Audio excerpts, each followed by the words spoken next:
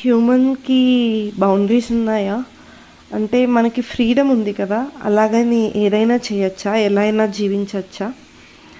సరే హ్యూమన్స్‌ని పక్కన పెడదాం. మరి నేచర్‌కి బౌండరీస్ ఉన్నాయా? నేచర్‌లో చాలా ఉన్నాయి కదా! Sun, moon, earth, sky, water, air. Sun ఎప్పుడు పడితే అప్పుడు ఉంటదా? మూన్ ఎప్పుడు పడితే అప్పుడు ఉంటదా? వర్షం ఎప్పుడు పడితే అప్పుడు పడతదా? ఇష్టం వచ్చినప్పుడు పడతదా? అసలు వాటికి ఎవరు ఆర్డర్ చెప్పేది? ఇప్పుడు ఇలా ఉండాలి, ఇప్పుడు ఇలా ఉండాలని వాటిని ఎవరు లిమిట్ చేసేది? అలా మనల్ని ఎందుకు లిమిట్ చేయడం లేదు? ఒక ఎగ్జాంపుల్ చూద్దాం. ఇర్మియా గ్రంథం 5వ అధ్యాయం 22వ వచనం.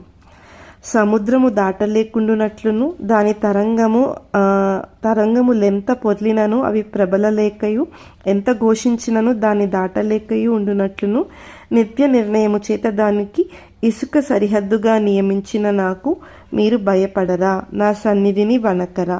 ఇదే యెహోవా వాక్కు. I made the sand a boundary for the sea, an everlasting barrier it cannot cross. The waves may roll, but they cannot prevail. They may roll, but they cannot cross it. ఇది దేవుడు సముద్రానికి నియమించిన boundaries. మనకి స్వేచ్ఛ ఇచ్చారు. మనకి ఏమి restrictions పెట్టలేదు. అలాగని ఇష్టానుసారంగా జీవించి దేవుణ్ణి బాధ పెడతామా? బాధ పెట్టకూడదు.